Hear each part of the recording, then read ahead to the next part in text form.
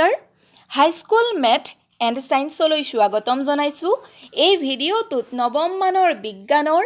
অণু আৰু পৰমাণু এই পাঠটোৰ দ্বিতীয়টো খণ্ড আলোচনা কৰিবলৈ লৈছোঁ ইতিমধ্যে আগৰ ভিডিঅ'টোত আমি গম পালোঁ পৰমাণু মানে কি এই ভিডিঅ'টোত পৰমাণু এটা কিমান ডাঙৰ তাৰ বিষয়ে আলোচনা কৰিম পৰমাণু এটাৰ ব্যাসাৰ্ধ অৰ্থাৎ পাৰমাণৱিক ব্যাসাৰ্ধ নেনোমিটাৰত জোখা হয় যেনেকৈ আমি ৰাস্তাৰ দূৰত্ব জুখিবলৈ কিলোমিটাৰ বা মাইল আদি একক ব্যৱহাৰ কৰোঁ তেনেকৈ পাৰমাণৱিক ব্যাসাৰ্ধ জুখিবলৈ আমি ব্যৱহাৰ কৰা এককটো হৈছে নেনোমিটাৰ এতিয়া নেনোমিটাৰটো কিমাননো আমি প্ৰথমতে জানি লওঁ আহাচোন আমি যদি লিখো 1/10 স্কুৱেৰ মিটাৰ তেতিয়াহ'লে সেইটো কিমান হ'ব বাৰু 1/10 স্কুৱেৰ মিটাৰ মানে 1 মিটাৰক আমি কি কৰিব লাগিব 100 ভাগ কৰিব লাগিব বা 1/10 কিউব মিটাৰ মানে 1 মিটাৰক আমি কি কৰিব লাগিব 1000 ভাগ কৰিব লাগিব গতিকে 1/10 to the power 9 metre Hetuk আমি নেনোমিটাৰ বুলি কওঁ মানে এটো 1 মিটাৰক কিমান ভাগ কৰিব লাগিব চোৱা ইয়াত কি কৰিব লাগিব 1ৰ তলত 10 কেইটা পূৰণ কৰিব লাগিব 10 9টা পূৰণ কৰিব লাগিব আৰু যেটো পূৰণ ফল পাম তাক আমি হেতুৰে আমি একক হৰণ কৰিলে যেটো মান পাম হেতুৱে হৈছে 1 নেনোমিটাৰ গতিকে 1 মিটাৰক ইমান বেছি ভাগ কৰোতেহে আমি 1 নেনোমিটাৰ পাওঁ গতিকে তোমালোকে ভাবাচোন যে পৰমাণু এটা কিমান বেছি ক্ষুদ্ৰ হ'ব পাৰে ইয়াক আমি কেতিয়াবা খালি চকুৰে দেখা সম্ভৱ নে নিশ্চয় নহয় ধূলিকণা এটাৰ আকাৰে আমি ধূলিকণা এটাই আমি খালি চকুৰে দেখা সম্ভৱ নহয় ধূলিকণা এটাৰ ব্যাসাৰ্ধ কিমান হয় 10 টু দি পাৱাৰ -4 পৰুৱা এটাৰ কিমান হয় 10 টু দি পাৱাৰ -2 এগিয়া আপেক্ষিক আকাৰসমূহ বুজিবৰ কাৰণে এই তালিকাখন দিয়া হৈছে এই তালিকাখন তোমালোকে মনত ৰখা প্ৰয়োজন নাই এতিয়া আমি মৌলবিলাকৰ কিছুমান চিহ্ন ব্যৱহাৰ কৰোঁ যাতে আমি মৌলবিলাকৰ নাম সহজতে লিখিব পাৰোঁ ইয়াত এই তালিকাখনত মৌলবিলাকৰ কি চিহ্ন আমি ব্যৱহাৰ কৰোঁ তাক দিয়া আছে যেনে এলুমিনিয়ামৰ কাৰণে Al আৰ্গনৰ কাৰণে Ar গোল্ডৰ কাৰণে Au হাইড্ৰোজেনৰ কাৰণে H মেগনেছিয়ামৰ কাৰণে Mg জিংকৰ কাৰণে Zn এনে ধৰণৰে কিছুমান আমি চিহ্ন ব্যৱহাৰ কৰোঁ এই চিহ্নবিলাক যে অকল ভাৰতত ব্যৱহাৰ কৰে তেনে নহয় গোটেই পৃথিৱীতে এই চিহ্নবিলাক ব্যৱহাৰ কৰা হয় এলুমিনিয়াম বুজাবলৈ গোটেই পৃথিৱীতে Al চিহ্নটোৱে ব্যৱহাৰ কৰিব অকল এটো ভাৰতত বা আমেৰিকাত ব্যৱহাৰ কৰা নহয় গোটেই পৃথিৱীৰ কাৰণে এই মৌলবিলাকৰ যিবিলাক চিহ্ন লিখা আছে গোটেইখিনি একেই হ'ব এতিয়া এই মৌলবিলাকৰ চিহ্ন কেনেকৈনো আহিল হেতু আমি জানিব লাগিব আৰম্ভণিতে মৌলবিলাক ক'ত পোৱা গৈছিল সেই স্থানৰ পৰাই মৌলবিলাকৰ নামাকৰণ কৰা হৈছিল যেনে কপাৰ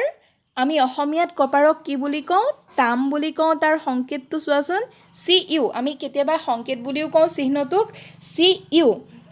ই সাইপ্ৰাছত পোৱা গৈছিল সেই কাৰণে ইয়াৰ নামটো তাৰ পৰাই আহিল Cu তেনে ধৰণৰে সোণৰ হালধীয়া ৰংটো বুজাবলৈ ইংৰাজী শব্দটোৰ পৰা yellow এই শব্দটোৰ পৰাই আমাৰ সোণৰ Au চিহ্নটো আহিলে এতিয়া এই নামাকৰণবিলাক কোনে কৰে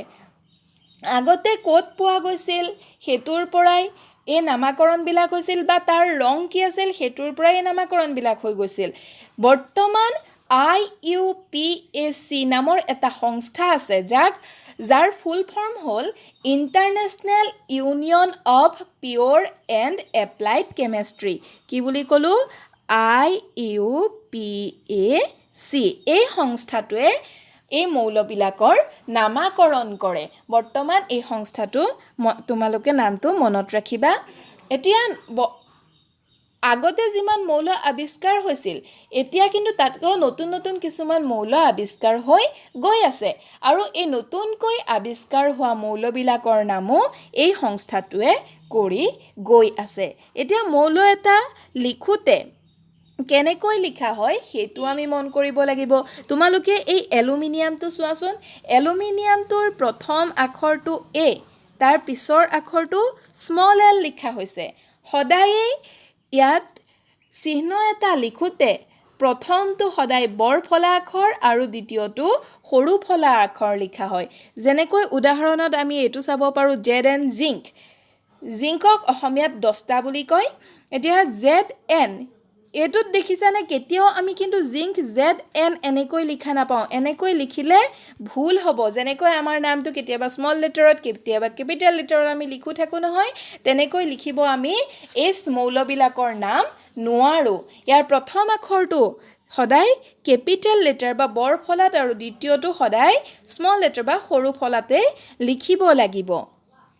ইয়াত তোমালোকে ইয়াৰ উদাহৰণবিলাক দেখিবলৈ পাইছা মেগনেছিয়াম যেনেকৈ প্ৰথমটো কেপিটেল দ্বিতীয়টো স্মল নিয়ন প্ৰথমটো কেপিটেল দ্বিতীয়টো স্মল তেনেধৰণৰেই সদায় লিখিছে এতিয়া আন কিছুমান মৌলৰ নামো কিছুমান বেলেগ ভাষাৰ পৰা লোৱা হৈছিল সেইখিনিও চাই লওঁ যেনেকৈ আমি কপাৰক আমি তাম বুলি কওঁ জিংকক দস্তা বুলি কওঁ তেনেধৰণৰে অন্য ভাষাতো এই মৌলবিলাকৰ অন্য কিছুমান নাম আছে যেনে লেটিন জাৰ্মান গ্ৰীক আদি ভাষাতো বেলেগ বেলেগ নাম আছে এই মৌলবিলাকৰ আৰু এই ভাষাৰ পৰাও কিছুমান মৌলৰ চিহ্ন লোৱা হৈছিল যেনে লেটিন নাম ফেৰামৰ পৰা তোমালোকে দেখিবলৈ পাইছা লেটিন নাম ফেৰামৰ পৰা আইৰণৰ চিহ্ন এফ ই লোৱা হৈছিল ফেৰামৰ এফ ই প্ৰথম আখৰ দুটা লোৱা হ'ল চোৱাচোন নেট্ৰিয়ামৰ পৰা ছ'ডিয়ামৰ চিহ্ন এন এ ছ'ডিয়ামৰ চিহ্নটো এন এ এই নেট্ৰিয়ামৰ পৰা লোৱা হৈছিল তেনেকৈ কেলিয়ামৰ পৰা কে আখৰটো প্ৰথম লোৱা হ'ল পটেছিয়াম বুজাবলৈ পটেছিয়ামক লেট্ৰিন ভাষাত কে বুলি কৈছিল লেটিন ভাষাত লেটিন ভাষাত কেলিয়াম বুলি কৈছিল আৰু তাৰ পৰাই প্ৰথম কে আখৰটো লৈ পটেছিয়ামৰ চিহ্ন কৰিলে কে এনেধৰণৰে প্ৰত্যেকটো মৌলৰ কাৰণে সুকীয়া ৰাসায়নিক চিহ্ন আছে এনেকুৱা মৌল নাই য'ত আমি চিহ্ন দিয়া নাই এতিয়া পৃথিৱীৰ সকলো ঠাইতে এই মৌলবিলাকৰ চিহ্ন আমি ব্যৱহাৰ কৰোঁ যাতে সহজতে আমি এই মৌলবিলাক চিনি পাব পাৰোঁ কোনোবা এজন ধৰি লোৱা জাৰ্মান ব্যক্তিয়ে মোক যদি আহি কয় এন ই তাৰ মানে আমি বুজিম এইটো কোনটো মৌলৰ কথা কৈছে নিয়নৰ কথা কৈছে গতিকে সকলোবিলাক ভাষাতে এই ৰাসায়নিক চিহ্নবোৰ বৈজ্ঞানিক ভাষাত একেটা নামেই ব্যৱহাৰ কৰা হয় এতিয়া ডেল্টনৰ পৰমাণুবাদটোৰ বিষয়ে আমি আকৌ মনত পেলাই লওঁ আহাচোন ডেল্টনৰ পৰমাণুবাদটোৰ মতে আছিল মৌলই হওক বা যৌগই হওক বা মিশ্ৰ পদাৰ্থই হওক সকলোবোৰ এটম নামৰ ক্ষুদ্ৰ কণিকাৰে গঠিত এটমক অসমীয়াত কি বুলি কয় পৰমাণু বুলি কয় কোনে নাম দিছিল পৰমাণুটো আমাৰ ভাৰতৰ দাৰ্শনিক কোন আছিলে মহৰ্ষি কণাদে দিছিল পৰমাণু নামটো এতিয়া এই পৰমাণুবিলাকৰ স্থিৰানুপাত বিধিটো আমি পুনৰ মনত পেলাই ল'ব লাগিব ডেল্টনৰ যিটো পৰমাণুবাদ আছিল তাৰ লগত তেওঁ 5টা স্বীকাৰ্যও আগবঢ়াইছিল ইতিমধ্যে আগৰ ভিডিঅ'ত সেই স্বীকাৰ্যকেইটা আমি আলোচনা কৰিলোঁ সেই স্বীকাৰ্যকেইটা কিন্তু অত্যন্ত প্ৰয়োজনীয় পৰীক্ষাত সেই স্বীকাৰ্যকেইটা লিখিবলৈ আহে আৰু ডেল্টনৰ পৰমাণুবাদটো তোমালোকে মনত ৰাখি থবা সেইটোও আহে এতিয়া ডেল্টনৰ যিটো পৰমাণুবাদ আছিল সিয়ে স্থিৰানুপাত বিধিটো অতি সুন্দৰকৈ ব্যাখ্যা দিব পাৰিছিল তেওঁ কৈছিল যে বেলেগ বেলেগ মৌলৰ পৰমাণুৰ ভৰ বেলেগ বেলেগ এতিয়া আমি পুনৰ মনত পেলাই লওঁ আহাচোন স্থিৰানুপাত বিধিটো কি আছিল প্ৰাউষ্টে স্থিৰানুপাত বিধিটো আগবঢ়াইছিল আৰু তেওঁ কৈছিল যে এটা ৰাসায়নিক যৌগত মৌলসমূহ সদায়েই নিৰ্দিষ্ট ভৰৰ অনুপাতত থাকে আমি এই কথাটো কোনটো উদাহৰণ লৈ আলোচনা কৰিছিলোঁ আমি আগৰ ভিডিঅ'টোত H2O অৰ্থাৎ পানীৰ যৌগটো লৈ পেলাই আমি স্থিৰানুপাত বিধিটো আলোচনা কৰিছিলোঁ, য'ত মই কৈছিলোঁ যে আমি য'ৰে পৰা পানী নলওঁ কিয় সদায় পানীত হাইড্ৰজেনৰ ভৰ আৰু অক্সিজেনৰ ভৰৰ যদি অনুপাত উলিয়াওঁ সেইটো কি অনুপাতত থাকে 1:8 থাকে। আৰু ডেল্টনৰ যিটো পৰমাণুবাদ আছিল সেই পৰমাণুবাদটোৱে এই স্থিৰানুপাত বিধিটো সুন্দৰকৈ ব্যাখ্যা কৰিবলৈ সক্ষম হৈছিল। এতিয়া কেনেকৈ সক্ষম হৈছিল চোৱাচোন। তেওঁ কৈছিল যে বেলেগ বেলেগ মৌলৰ পৰমাণুৰ ভৰ বেলেগ। ধৰি লৈছোঁ মই এটা কাৰ্বন মন'অক্সাইডৰ অণু লৈছোঁ আৰু এটা কেলছিয়াম অক্সাইডৰ অণু লৈছোঁ। চি মানে কাৰ্বন, অ' মানে অক্সিজেন, আৰু ইয়াত চি এ মানে কেলছিয়াম, অ' মানে অক্সিজেন। এতিয়া এই দুয়োটাতে কাৰ্বন মন'অক্সাইড আৰু কেলছিয়াম অক্সাইড এই দুয়োটাতে অক্সিজেনৰ ভৰ সদায় একেই থাকিব। এনেকুৱা নহয় যে কাৰ্বন মন'অক্সাইডত অক্সিজেনৰ ভৰ 16U আৰু কেলছিয়াম অক্সাইডত অক্সিজেনৰ ভৰ 18U। এনেধৰণৰে বেলেগ বেলেগ হ'ব নোৱাৰে, দুয়োটাতে অক্সিজেনৰ ভৰ একেই হ'ব। আৰু বেলেগ বেলেগ পৰমাণু যদি আমি কাৰ্বনৰ ভৰ চাওঁ, কাৰ্বনৰ ভৰো বেলেগ হ'ব, কেলছিয়ামৰ ভৰো বেলেগ হ'ব। প্ৰত্যেকটো পৰমাণুৰে ভৰ কিন্তু বেলেগ বেলেগ হ'ব, কিন্তু নিৰ্দিষ্ট হ'ব, ভৰ সলনি হৈ নাথাকে। কাৰ্বনৰ ভৰ কেতিয়াবা 12, কেতিয়াবা 20 তেনেকুৱা হৈ থাকিব নোৱাৰে। অক্সিজেনৰ ভৰ কেতিয়াবা 16, কেতিয়াবা 100 এনেকুৱা কেতিয়াও হৈ থাকিব নোৱাৰে, সদায় নিৰ্দিষ্ট ভৰহে থাকে। এতিয়া এইটোকে চাওঁ আহাচোন, পৰমাণু এটাত এতিয়া ভৰৰ ধাৰণাটো কেনেকৈ আহিল। পৰমাণু এটা পৃথক কৰি তাৰ ভৰ নিৰ্ণয় কৰাটো সম্ভৱ কথা নহয়, কাৰণ ইতিমধ্যে আমি গম পাইছোঁ যে পৰমাণু এটাৰ ব্যাসাৰ্ধ আমি নেন'মিটাৰতহে জুখিব পাৰোঁ। ইমান বেছি এটা সৰু কণা এতিয়া গতিকে পৰমাণু এটাৰ আমি ভৰ কেনেকৈ জুখিব পাৰোঁ। পৰমাণু এটাৰ ভৰ জুখিবলৈ পৰমাণুবোৰৰ সংযুক্ত অৱস্থাটোকে লোৱা হ'ল। সংযুক্ত অৱস্থাটো মানে আমি ধৰি লোৱা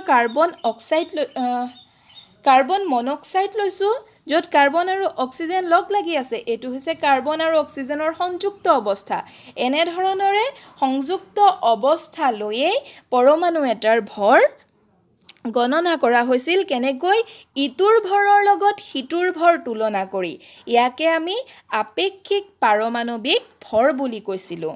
এতিয়া কেনেকৈ তুলনা কৰা হয় আমি আন এটা উদাহৰণ লৈ বুজো আহাচোন। এইডাল আমাৰ স্কেল, তোমালোকৰ জ্যামিত্ৰী বক্সবিলাকত এই স্কেল পাত থাকে। এতিয়া তোমালোকে ইয়াত কোনোবা এডাল আঁচ টানিছা, এইডাল কিমান দীঘল আঁচ টানিছা কেনেকৈ গম পোৱা? কাৰ সৈতে তুলনা কৰি গম পোৱা? এই স্কেল পাতৰ সৈতে তুলনা কৰি গম পোৱা। স্কেল পাত আনি ইয়াত জোখা যে এই স্কেলডালৰ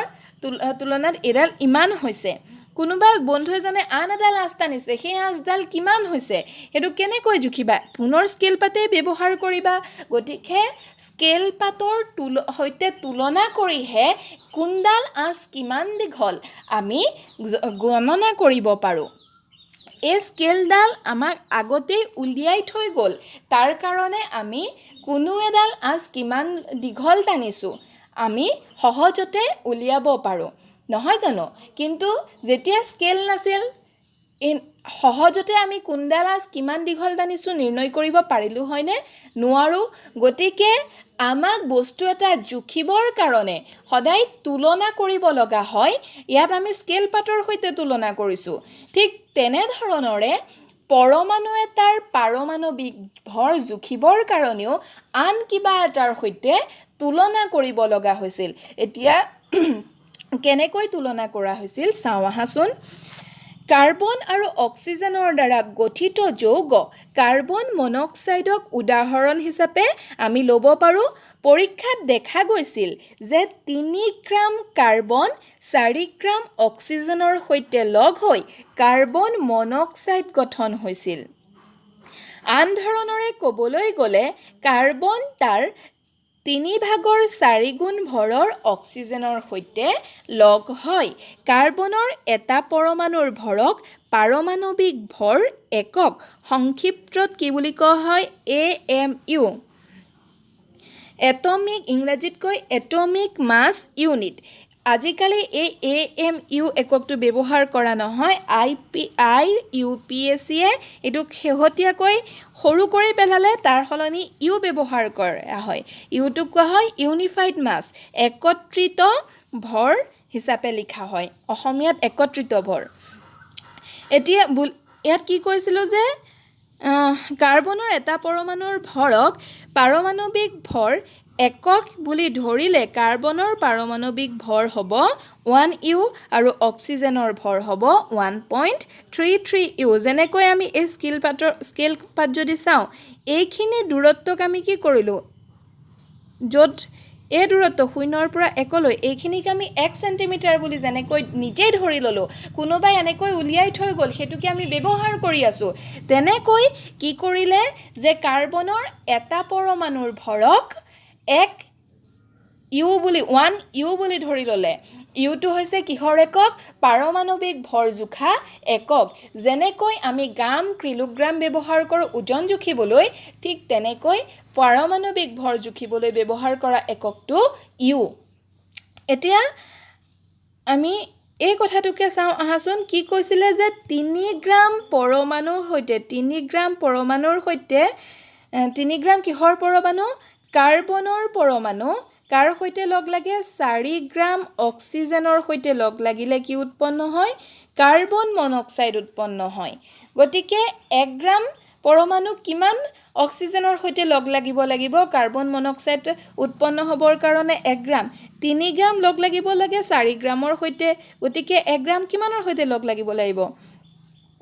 3 গ্ৰাম কিমানৰ সৈতে লগ লাগিব লাগে 4 গ্ৰামৰ সৈতে কাৰ্বন মনক্সাইডৰ পৰমাণু উৎপন্ন হ'বলৈ এতিয়া 1 গ্ৰাম কিমানৰ সৈতে লগ লাগিব হেতু কেনেকৈ উলিয়াম 4 গ্ৰামক 3 গ্ৰামৰে হৰণ কৰিলে হ'ল 4 ভাগৰ 3 গ্ৰামৰ সৈতে লগ লাগিব কাৰ্বন মনক্সাইড উৎপন্ন হ'বৰ কাৰণে গতিকে এটো চোৱাচোন 4 ভাগৰ 3 মানে কিমান হ'ব 1 গ্ৰাম প্লাস আমি এটোক 4ক 3 ৰে হৰণ কৰিলে পাম 1.33 গ্ৰাম 1 গ্ৰাম কাৰ্বন আৰু 1.33 গ্ৰাম অক্সিজেন লগ লাগিলে কাৰ্বন মনক্সাইড উৎপন্ন হ'ব গতিকে এটোক আমি গ্ৰাম বুলি নকৈ পেলাই এনেকৈ ক'ব পাৰো যে 1U অক্সিজেন কাৰ্বন অক্সিজেনৰ সৈতে লগ লাগিলে 1.33U অক্সিজেনৰ সৈতে লগ লাগিলে এটা কাৰ্বন মনক্সাইডৰ অণু গঠন হয় ইয়াত কি আছে এটা এটো কাৰ্বনৰ পৰমাণু আছে হয়নে এটো এটা কাৰ্বনৰ পৰমাণু এটো এটা অক্সিজেনৰ পৰমাণু গতিকে ইয়াত কি হ'ল 1U কাৰ্বনৰ পৰমাণু লগ লাগিছিল আৰু ইয়াত কিমান লগ লাগিছিল 1.33U অক্সিজেনৰ পৰমাণু লগ লাগিছিল গতিকে আমি কি ক'ব পাৰো যে কাৰ্বনৰ তুলনাত অক্সিজেনৰ ভৰ কিমান বুলি ক'ব পাৰো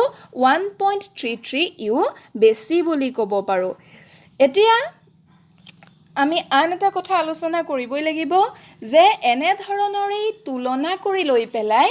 পৰমাণু বিলাকৰ ভৰ জোখা হৈছিল এতিয়া কাৰ্বনৰ সৈতে প্ৰথমতে তুলনা কৰিছিল যে এটা কাৰ্বনৰ পৰমাণুৰ ভৰক 1U বুলি ধৰা হৈছিল যেনেকৈ স্কেল পাতত দেখুৱাইছিল যে কিমানখিনি দূৰত্বক 1 সেন্টিমিটাৰ বুলি ধৰা লৈছিল এটো কোনোবাই ধৰি ল'লে তেনেকৈ চলি আহিছে ঠিক তেনেকৈ পৰীক্ষা কৰি কোৱা হৈছিল যে এটা কাৰ্বনৰ পৰমাণুৰ ভৰক 1U বুলি ধৰা হ'ব কিন্তু ইয়াত কিছুমান অসুবিধা আহিল তোমালোকে ইয়াত দেখিবলৈ পাইছিলা যে তেনেকৈ লওঁতে কি হ'ল কাৰ্বনৰ এটা পৰমাণুৰ ভৰক যেতিয়া 1U বুলি ধৰিলে তেতিয়া অক্সিজেনৰ ভৰ কিমান ওলাল 1.33U মানে এটো পূৰ্ণ সংখ্যাও নহল আৰু পূৰ্ণ সংখ্যা বুলি ধৰি ল'বলৈ আমাৰ এনেকুৱা এটা সংখ্যাও নহল 1.99 এটোক ধৰিলো আমি 2 বুলি ধৰি ল'ব পাৰো কিন্তু এটো মাজতে হ'ল এটা দশমিকত থকা সংখ্যা গতিকে এনেকুৱা সংখ্যাক যদি ভৰত বাৰে বাৰে উলাই গৈ থাকে আনবিলাক মৌলৰো তেতিয়া হলে আমি কিন্তু ক্যালকুলেশন কৰিবলৈ গণনা কৰিবলৈ যথেষ্ট অসুবিধা পাম তাৰ কাৰণে আকৌ পৰীক্ষা চলিল বিভিন্ন পৰমাণু বিলাকক এক একক হিচাপে ধৰিবলৈ যত্ন কৰা হ'ল প্ৰথমতে হাইড্ৰজেন তাৰপিছত অক্সিজেন এনেধৰণৰে পৰমাণুবিলাক লোৱা হৈছিল অক্সিজেনৰ ওপৰত বেছি গুৰুত্ব দিয়া হৈছিল কাৰণ অক্সিজেনৰ বহু সংখ্যক মৌলৰে সৈতে বিক্ৰিয়া কৰি যৌগ গঠন কৰে আমি কি কৰি আছিলোঁ ইয়াত তোমালোকক প্ৰথমতেই কৈছোঁ যে আমি সংযুক্ত অৱস্থাত থকা পৰমাণুবিলাকৰহে ভৰ উলিয়াই আছিলোঁ তুলনা কৰি ইটোৰ লগত সিটো অক্সিজেনে যিহেতু আনবিলাক মৌলৰ সৈতে অতি সহজতে বিক্ৰিয়া কৰে তাক সংযুক্ত অৱস্থাত বেছিকৈ পোৱা যায় গতিকে অক্সিজেনক আমি গৱেষণা কৰিবলৈ বেছি ভাল অৱস্থাত পাইছিলোঁ বেছি সুবিধা হৈছিল এতিয়া যেতিয়াই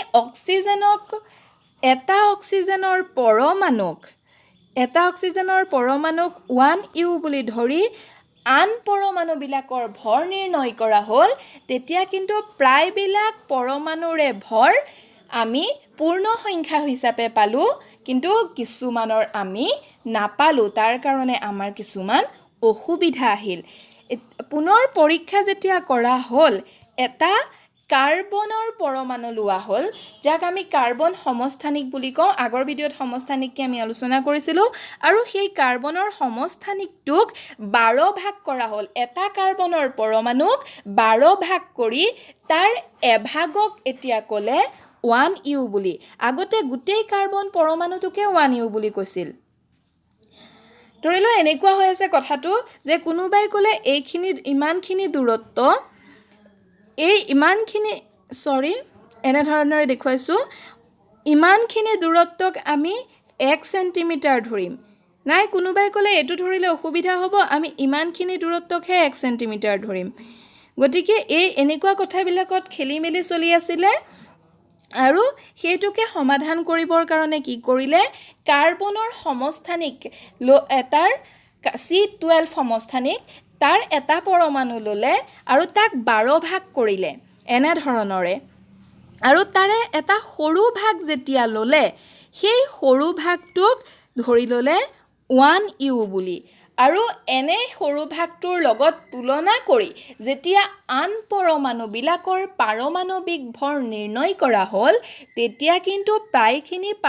পৰমাণুৰে ভৰ গোটা সংখ্যাত পোৱা হ'ল বা পূৰ্ণ সংখ্যাত পোৱা হ'ল গতিকে বৰ্তমানো কাৰ্বন 12ৰ 12 ভাগৰ 1 ভাগক আমি 1U বুলি ধৰোঁ বা 1 পাৰমাণৱিক ভৰ বুলি ধৰোঁ এইটোকে আমি এনেধৰণৰেও বুজিব পাৰোঁ যে এজন দোকানীৰ তৰমুজ এটা হাতত আছিল আৰু তেওঁৰ হাতত অলপমান আপেল আছে বেচিবৰ কাৰণে কিন্তু তেওঁৰ হাতত ডগা পালা নাই তেওঁ কি কৰিলে তেওঁৰ হাতত থকা তৰমুজটোকে 12 ভাগ কৰিলে আৰু তাৰে এভাগক তেওঁ এটা একক হিচাপে ল'লে তেওঁৰ পাল্লাখনত এফালে সেই তৰমুজৰ এফালটো উঠাই দিয়ে আৰু আনফালে তেওঁ আপেল উঠাই দিয়ে আৰু তেওঁ ভাবিলে যে এইফালে ডগাৰ সলনি এই তৰমুজটোৰ এফাল উঠাই দিলে আনফালে যিমান আপেল উঠে সেইটোত মই প্ৰত্যেকতে 2 টকাকৈ ল'ম তেনেধৰণৰে তেওঁ প্ৰত্যেকখিনি বস্তু বেচিবলৈ সক্ষম হ'ল ঠিক তেনেধৰণৰে আমি কি কৰিলোঁ ইয়াত কেনেকৈ ধৰা হ'ল কাৰ্বনটোক 12 ভাগ কৰি তাৰ সৰু এটা ভাগক আমি জোখৰ একক হিচাপে ল'লোঁ আমি ডগা হিচাপে ল'লোঁ বুলি আমি ক'ব পাৰোঁ এইটোতো ডগাৰ সৈতে তুলনা কৰিব নোৱাৰি তথাপিও তোমালোকক বুজিবৰ কাৰণে কৈছোঁ যে এই সৰু অংশটোকে আমি ডগা হিচাপে ল'লোঁ কিমান জোখৰ ডগা 1U বুজি পাইছানে তাৰ লগত তুলনা কৰি আমি আনবিলাক মৌলৰ ভৰ জুখিবলৈ আৰম্ভ কৰিলোঁ এনেধৰণৰে জুখোতে আমি এই তালিকাখন পালোঁগৈ যে হাইড্ৰজেনৰ ভৰ পালোঁ আমি 1U কাৰ্বনৰ ভৰ পালোঁ 12U নাইট্ৰজেনৰ ভৰ পালোঁ 14U অক্সিজেনৰ ভৰ পালোঁ 16U ছ'ডিয়ামৰ ভৰ পালোঁ 23U এনেধৰণৰে কেলছিয়ামৰ ভৰ পালোঁ 40U ইয়াত তোমালোকে দেখিছা প্ৰায়খিনি ভৰেই কিন্তু আমি গোটা সংখ্যাত পালোঁ এইটোৰ বাদে হয়নে গতিকে আমি যেতিয়াই কাৰ্বন সমস্থানিকৰ 12 ভাগৰ 1 অংশ ল'লোঁ আমাৰ এটা ডাঙৰ অসুবিধা আঁতৰ হ'ল যে আমি সেই ভৰটোৰ লগত তুলনা কৰোঁতে আমি সদায় আন পৰমাণুবিলাকৰ ভৰ গোটা সংখ্যাত পালোঁ। আশা কৰিছোঁ তোমালোকে ভিডিঅ'ৰ এই কথাখিনি বুজি পাইছা আৰু তোমালোকে এই তালিকাখনত দিয়া পাৰমাণৱিক ভৰকেইটা মনত ৰাখিবা, কাৰণ এইকেইটা আমি পিছত অংক কৰিবলৈ ব্যৱহাৰ কৰিম। ধন্যবাদ।